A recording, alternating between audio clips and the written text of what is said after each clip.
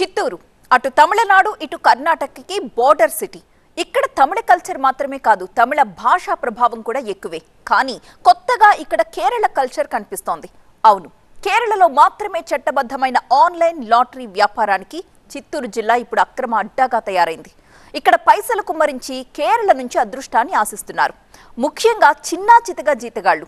రోజువారీ కూలీల కడుపు కొట్టే లాటరీ దందా ఒకటి చిత్తూరు జనజీవనాన్ని చిత్తు చిత్తు చేస్తోంది.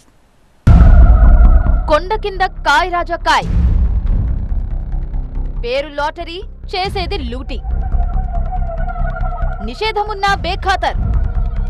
చిత్తూరులో ఆపరేషన్ అదృష్ట. ఆన్లైన్ లాటరీ బిజినెస్ దేశవ్యాప్తంగా 12 రాష్ట్రాల్లో అఫీషియల్. ఏపీలో మాత్రం నిషేధం. కానీ చిత్తూరు జిల్లాలో విచ్చలవిడిగా సాగుతోంది లాటరీ వ్యాపారం.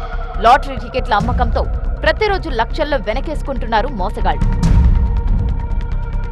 ఆన్లైన్లో కేరళ లాటరీ టికెట్లు డౌన్లోడ్ చేసి నెంబర్లను తెల్ల కాగితంపై రాసి విచ్చలవిడిగా అమ్మేయడం. ఇది వ్యవహారం. 2 ముఠాలుగా విడిపోయి కొన్ని కార్నర్స్ ని క్యాప్చర్ చేసి చిల్లర దుకాణాల్లో కేరళ లాటరీ టికెట్లను అమ్మేస్తున్నారు.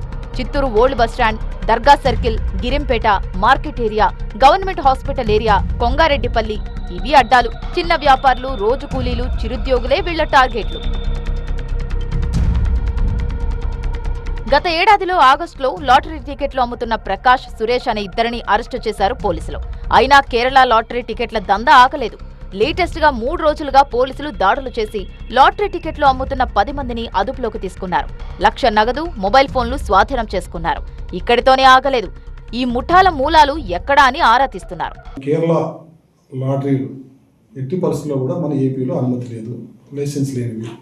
ఎవరు కూడా దాన్ని ఎట్టి పరిస్థితుల్లోనూ ఎంటర్టైన్ చేయొద్దండి, ఎవరు కొనొద్దండి. ఎవరైనా ఎక్కడైనా అట్లాంటి కార్యక్రమాలు ఉన్నా కూడా పోలీసులకు సమాచారం ఇవ్వండి. ఈరోజు లలిత్ అనే ఆమె కొడుకు నాని ఇతను పెద్ద మొత్తంలో చేస్తున్నారని మాకు సమాచారం ఉంది. వాళ్ళ ఇంట్లో సర్చ్ చేస్తే ఆ విధంగా వాళ్ళు లాటరీ ద్వారా ప్రొక్యూర్ చేసిన మనీ దాదాపు 87,000 రూపీస్ అమౌంట్ దొరికింది. నాని పరారులో ఉన్నారు. అలా ఆర్గనైజ్ లెవెల్లో ఉంటే మాత్రం ఖచ్చితంగా ఆ మూలానికి వెళ్ళి తర్వాత దాన్ని చట్ట ప్రకారం చర్య తీసుకుంటాం. అటు చిత్తూరులో కొనసాగుతున్న లాటరీ టికెట్ల ఇల్లీగల్ బిజినెస్ పై సోషల్ మీడియాలో ఆసక్తికరమైన ఫైటింగ్ జరుగుతోంది.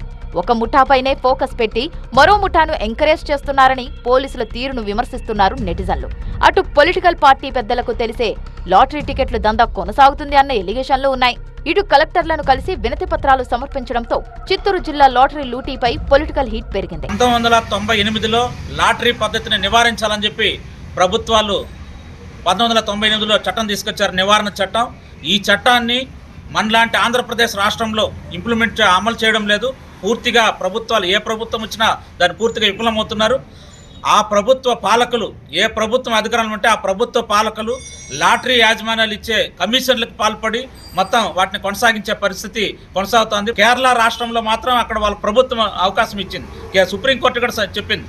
మరి కేరళ రాష్ట్రం అక్కడ ప్రభుత్వమే నిర్వహిస్తోంది. కానీ ఇక్కడ ఆ పరిస్థితి లేదు. మన రాష్ట్రంలో నిషేధం ఉన్నా ప్రైవేటు వ్యక్తులు అమ్ముతున్న పరిస్థితి ఉంది. అందువల్ల జిల్లా కేంద్రంలో కొనసాగుతోంది, జిల్లాలో కొనసాగుతోంది.